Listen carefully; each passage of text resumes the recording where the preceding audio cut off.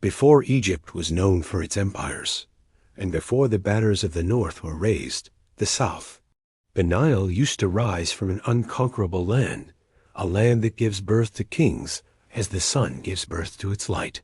Deep in ancient Sudan, the Kingdom of Kush arose, not as a subordinate state, but as a power that knew itself and knew why it existed. There, at Mount Barkal, the mountain was not just a stone, but a divine throne, and whoever stood beneath it ruled not only by the sword, but by destiny. The kings of Kush succeeded one another, kings whose names are not only known, but whose deeds are also known. They were uniting the tribes, controlling the course of the Nile, and creating an army that would fight not for chaos, but for order. Their eyes were on the north, on Egypt, which was beginning to weaken and disintegrate. It wasn't greed, but a belief that they were the ones who would carry the torch of civilization and reunite the Nile Valley under the rule of the Black Pharaohs. This is the beginning of their forgotten story. In the 8th century BC, at a time when Egypt was not a single state, but rather a collection of competing names and adjacent thrones, the Nile itself was witnessing division. In the north, there was endless chaos and conflict. As for the south, it was quiet, a quietness that was not a sign of weakness, but rather of waiting. There, in the Kingdom of Kush, in its capital city of Napata, under the shadow of the sacred Mount Barkal, a king arose who neither shouts nor rushes. A king who learned that power is not seized by force, but is summoned when the time is right. His name is Piye. Piye was not a reckless warrior, nor a land-hungry conqueror, but a guardian of a sacred idea, that the Nile Valley should be one, and that chaos is a betrayal of the gods and a betrayal of history. He could see from afar what was happening in the north, and how petty kings in the delta each claimed to be the pharaoh, and each raised a flag without legitimacy. News from the north kept coming to him. Temples were being desecrated, offerings were being neglected, and the Nile was being used without respect. Chaos was eating away at the heart of Egypt, while he watched and waited patiently. His patience was not hesitation. It was spiritual preparation. He saw himself as an heir, not only to the kings of Kush, but to the traditions of the great pharaohs who preceded him by centuries. It was believed that the gods had chosen him to restore order and unity. For him, unifying Egypt was not a political ambition, but a religious duty. One day, news reached him that one of the northern princes, Tefnekt, the prince of Sais, had begun to expand and impose his authority on the rest of the princes, and was approaching the southern borders. Here, Piye realized that the time of waiting was over. No war council had convened, but a council of destiny. Piye rose up, purified himself in the waters of the Nile, and put on his double crown, not as an ornament, but as a covenant between him and the gods. Then he said his words that changed the course of history. He ordered his troops to move north, but before they moved, he gave them strict instructions.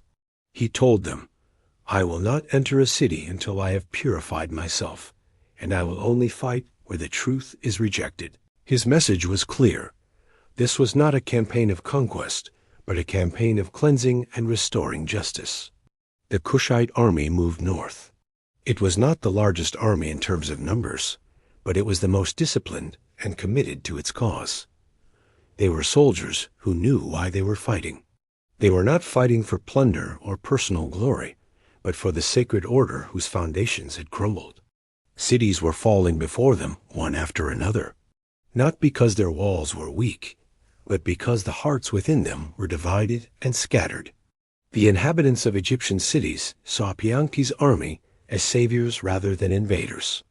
They saw in them a return to the old traditions that had been lost in the conflicts of the northern princes. The first major city he encountered was Thebes, the religious capital of Egypt. But Piye did not enter it as a warrior. He entered it as a high priest, a pilgrim to the temples of Amun. He offered sacrifices generously, prayed and wept before the holy places, and declared that he had come to serve the god Amun, the common god of Kush and Egypt. By this act, he won the hearts of the priests and inhabitants of Thebes, and gained the religious legitimacy he sought.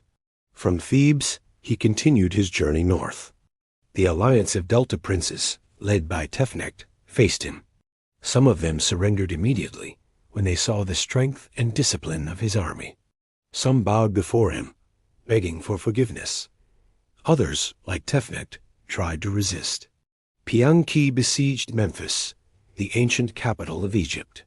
It was well fortified, and storming it seemed impossible. But Piye, with his strategic intelligence, found a weak point. He ordered his troops to attack from the direction of the port, taking advantage of the high waters of the Nile.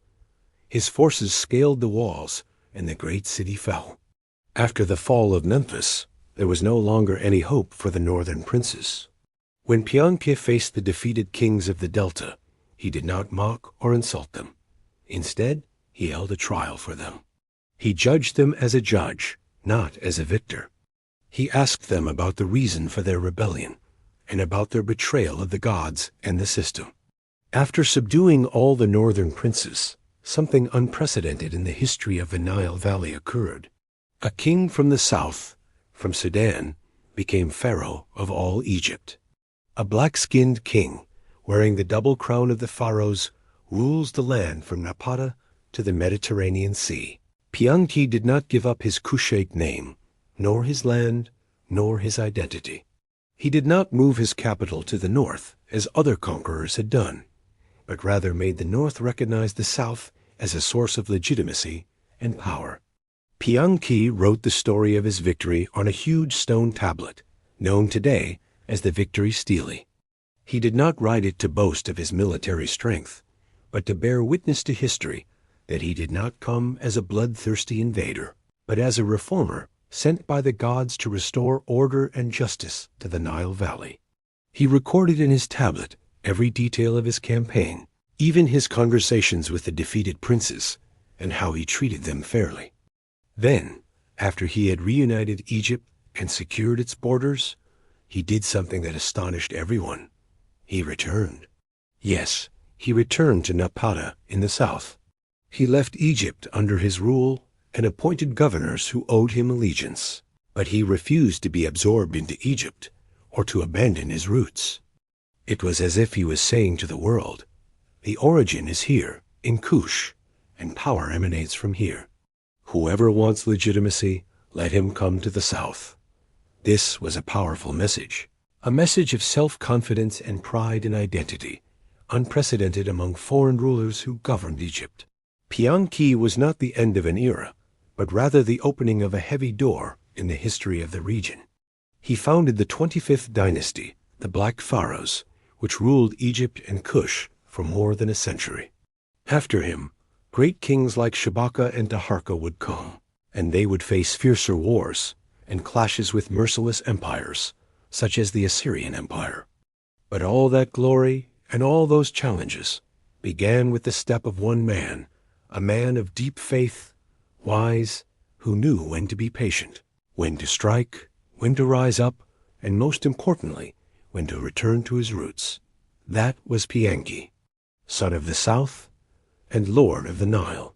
Piye's resounding campaign ended, but the story did not. Military victory is like a sandstorm. It stirs up dust and then settles. If this victory does not transform into a lasting system, it will dissolve with time.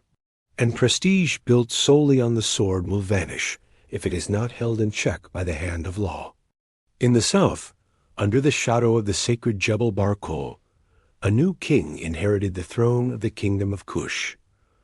Unlike his predecessor Piye, he was not boisterous or a poet of war, but a statesman of a unique kind. His name was Shabaka. Shabaka grasped a wisdom that eluded many conquerors throughout history. True dominance lies not in destroying kingdoms, but in uniting them under a single law.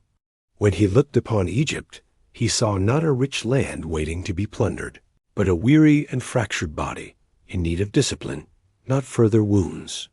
He entered the capital, Memphis, not with a massive army leading the way, but with an advanced administration and organized thinking. He did not come to destroy, but to build. He reorganized the local government, confirmed the priests in their positions, and preserved the status and sanctity of the Egyptian temples, but placed them all under a single central authority, the authority of the Kushite king. Shabaka was no stranger to Egypt, nor was he merely an imitator of its traditions. He knew its heritage deeply, but he did not lose himself in it. He preserved his Kushite identity and created a unique blend of southern strength and northern civilization. He ordered the rewriting of ancient laws and the preservation of sacred religious texts, not out of fear of the past or weakness before it, but because he knew that a strong state is one that knows how to use the nation's memory to its advantage. In Shabaka's time, the pharaoh was no longer merely a shadow of the god on earth, but a symbol of order and law. The chaos that had plagued Egypt for centuries gradually subsided. Cities that had constantly rebelled fell silent, not because swords were at their throats, but because justice and law had returned to prevail. From south to north, the name became one, the banner one, and the decision indivisible. Shabaka may not have been a legendary warrior like Piye, nor a great builder like those who would come after him, but his role was the most crucial and significant link in the chain of the 25th dynasty. He was the man who established Kushite rule, making it a fait accompli, natural and unquestionable. He transformed the military conquest into a stable administration. During his reign, Egyptians no longer asked, "Who rules us?" The answer became self-evident and clear to all. You are ruled by a king from the south, for he is the most capable of imposing order, the most steadfast in the face of chaos, and the only one who succeeded in transforming a fleeting victory into a true state. But history does not grant peace to anyone for long. In the distance, the clouds of a new storm were gathering. Vast empires were beginning to stir, powers that recognized neither the sanctity of Jebel Barkal, nor the Nile River, nor the legitimacy of the kings crowned by the gods. The Kingdom of Kush had to prepare to face its destiny, for a new era in which order alone would not be enough to ensure survival. When Shabaka departed, he did not leave behind a power vacuum, but rather a functioning state, an efficient system of governance, and a throne that knew its own prestige and value. But great thrones are not tested in times of peace and stability. Their true strength is tested when the winds of danger blow from beyond the borders. After Shabaka, a new king sat on the throne. This king did not possess the clamor of the early conquerors, nor the tranquility of the builders who established the foundations of the state, but he possessed a profound awareness, the awareness of one who understands that the coming danger is the most severe. His name was Shabitku. Shabitku did not begin his reign by declaring a new war, nor by launching grand, attention-grabbing domestic reforms. Instead, he began with a more difficult and complex task, balancing. He had to preserve the achievements of his predecessors, while simultaneously seeing and reading what was left unsaid, understanding the hidden threats looming on the horizon. In the Far East, the vast Assyrian Empire moved like a colossal war machine, a machine that cared nothing for the legitimacy of kings and knew only the language of force and expansion. During Shabitku's reign, Egypt appeared outwardly calm and stable. The cities were under his authority, the temples functioned as usual, and rituals were performed at their appointed times. But this tranquility was deceptive. Behind this facade, eyes were watching, ears were listening, and hearts were filled with apprehension. Shabitku understood perfectly well that true rule lay not merely in sitting on the throne within the palace, but in the ability to read the political and military map of the entire region. Therefore, he quickly tightened his grip on Memphis, the strategic center in northern Egypt, and redistributed loyalties among the provincial governors to ensure their absolute subservience. He established the Kingdom of Kush not as a distant foreign power imposing its control from the south, but as a powerful force present in every aspect of Egyptians' daily lives. Shabitku was not a king who enjoyed ostentatious displays and grand processions. Rather, He was a king who observed and analyzed silently. He knew that any sign of weakness in northern Egypt would be an open invitation to a merciless enemy, an enemy who would not distinguish between Egypt and Kush, but would devour them all. During his reign, the first undeclared friction with the Assyrians began. It wasn't a direct war, but rather coded messages, movements of distant armies on the empire's periphery, and silent tests of strength on the borders. It was a complex political and military chess game, with each side trying to probe the other's weaknesses. The Great War had not yet broken out, but Shebitku knew deep down that it was inevitable. Therefore, he began preparing the state psychologically and morally before preparing the army militarily. He emphasized discipline in all state institutions and elevated the king's status not as a god to be worshipped, but as a leader responsible for the fate of the entire nation. He was building a wall of psychological resilience against the coming storm. The reign of Shebitku may not have been an era of resounding glories and triumphant victories inscribed on temple walls, but it was an era of steadfastness and preventing collapse. Great kings are not only those who conquer new lands, but also those who prevent their homelands from falling in the darkest of times. And in his royal court, amidst this anticipation and preparation, the name of a young prince, no ordinary one, began to emerge.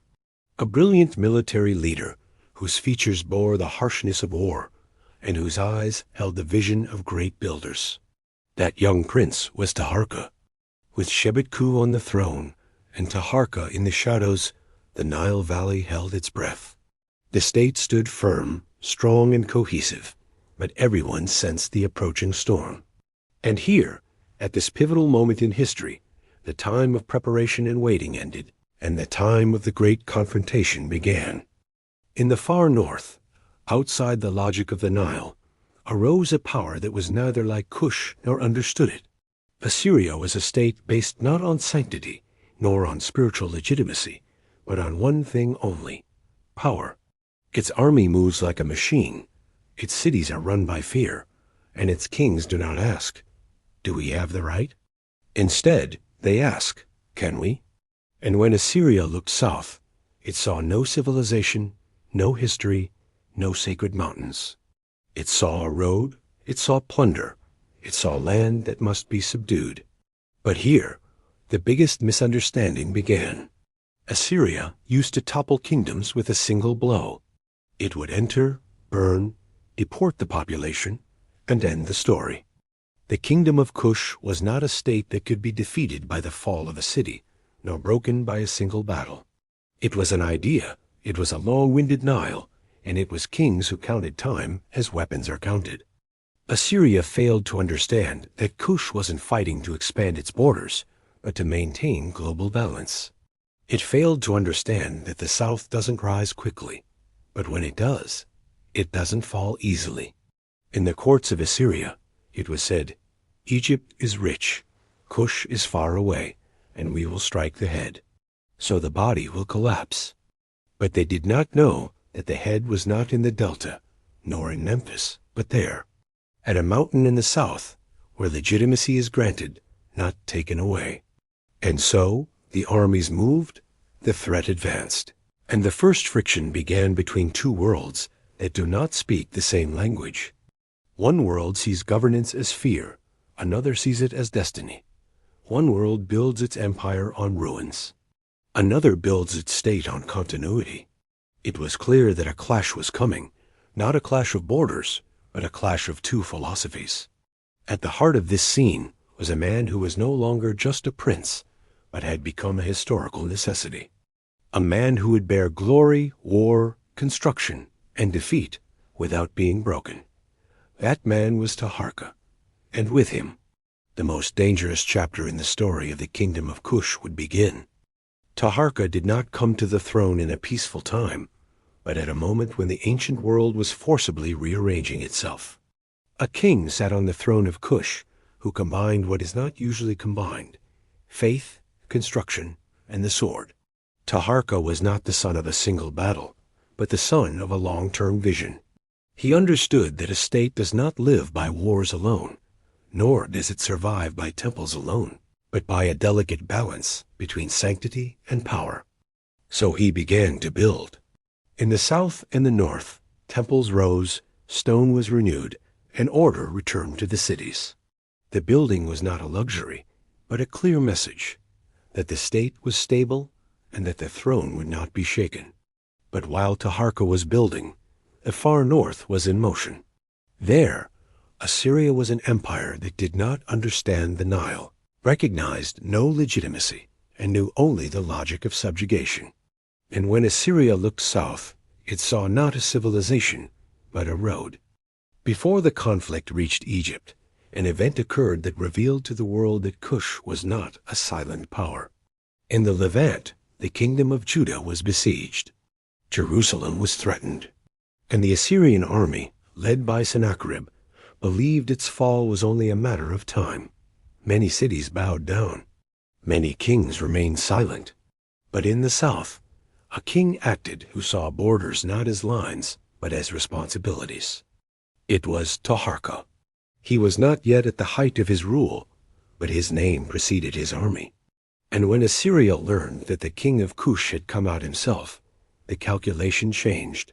The holy books recorded this rare moment when an African king was mentioned by name in the heart of the global conflict. And Sennacherib heard about Taharqa, king of Kush, saying, "He has come out to fight against you." It was no mere passing remark. It was an admission that Assyria was no longer facing a city, but a state. What happened next? Jerusalem did not fall. Assyria did not complete its advance. Its army withdrew suddenly in one of the most enigmatic moments of its history. The Bible speaks of a crushing blow to the Assyrian army, and the Assyrian inscriptions fell silent. As for Kush, it did not write an epic, nor did it carve an inscription to boast of it. But the name of Taharqa entered a book that would be recited for thousands of years. It was the first time that Assyria had been forced to retreat before a power it did not understand. But deterrence was not complete. Empires do not forget an insult. Assyria returned, this time with greater force, and the conflict moved to Egypt itself. The armies entered, but Egypt at that time was not a psychologically unified state. In the Delta, there were local princes, ancient ruling houses, and competing priests. Among these were princes like Necho-I, who allied with Assyria against Kushite rule, thus paving the way for political action before military conquest. And Memphis fell. The danger transformed from a distant threat into an existential battle. Taharqa withdrew, not to flee, but to reposition himself. A king who knows the land knows when to retreat only to return stronger. He returned to the south, consolidated the state, then went back to the north to fight not for expansion, but for survival. The battle was not even. Assyria's machine was bigger, tougher, and faster, but Kush was not defeated in one blow. It held its ground, it endured, and the throne remained standing. In the end, Taharqa could not overthrow Assyria, nor could Assyria overthrow Kush. Kushite rule withdrew from Egypt. But the state did not collapse. Legitimacy was not broken. Necho I was reinstated as ruler of Egypt under the Assyrian umbrella. Taharqa returned to the south and rebuilt, as if to say to history, if we lose land, we will not lose the idea. Taharqa died, but what he did not die. He proved that Kush was not a marginal state, nor a shadow of another, but a power that stood face to face with the fiercest empire of its time, and forced it, twice, to stop, and that is glory. After Taharqa, the question was no longer, who will rule? But rather, is ruling still possible? On the throne of Kush sat a king who knew he was inheriting not an era of power, but an era of decision. A single decision could rewrite history, or it could close a door forever. His name was Tantamani. He was neither reckless nor a dreamer. He was a product of the Southern school. Patience, timing, and a strike that was only fired if it had meaning. In the south, beneath the sanctity of Mount Barkol, he had a dream. A dream that told him the north was still possible, that Egypt had not yet closed its heart. But reality was harsher. Assyria was no longer just a distant army, but a present regime. The Delta kings were reinstated, not as free rulers, but as governors governing with Egyptian names and Assyrian hearts. Nevertheless, Tantamani moved. He moved not to conquer, but to reclaim. For what was lost through treachery could only be regained through decisive action. He entered Egypt, and the cities that had long remained silent moved with him. The name of Kush was once again invoked in the north as a reminder of an unforgotten power, and Memphis fell once more. A brief moment, but enough to tell the world. The south was still capable. But empires do not forgive embarrassment. Assyria mobilized its full force. It saw the return of Tantamani not as a local rebellion, but as a threat to the prestige of the entire world. The response was harsh. Armies surged forward, advancing without negotiation or warning. The goal was not merely to reclaim Egypt, but to eradicate the idea at its root. Assyria reached Thebes, the city of the gods, the heart of legitimacy, the city untouched for centuries. And here, the unprecedented happened. Thebes was plundered. Its temples were looted. Its sacred symbols were desecrated. This was not merely military revenge, but a clear political message. Legitimacy is granted from here, and from here we will break it. It was not just a blow against Tantamani, but against everything Kush represented in Egypt. At that moment, Tanut realized the heavy truth. The battle was no longer over a city, nor a crown, but over time itself. So he withdrew to the south. His withdrawal was not an escape, but an acknowledgement that this phase had ended. He did not sign a surrender, nor did he relinquish a throne. He returned to Napata, to his origins, where decisions are not dictated from the outside. With this withdrawal, Kushite rule in Egypt came to an end. But Kush did not end. Rather, another phase began. A phase without northern illusions, without waiting for recognition from anyone. The phase of Meroe, the new language, and the state that would live for centuries after Assyria itself. Tantamani was not a king of defeat, but a king of conclusion. A conclusion that says, "We tried until the end, and when the price became the breaking of the spirit, we chose to remain." This is not weakness. This is a civilizational decision. A decision that affirms that identity is more precious than land, and that if the spirit remains, everything else can be rebuilt. Kush was not merely a footnote in the history of others, nor a marginal page accidentally added to a larger narrative. It was a state that arose, ruled, and clashed with the greatest empires of its time, choosing to endure when others chose to vanish.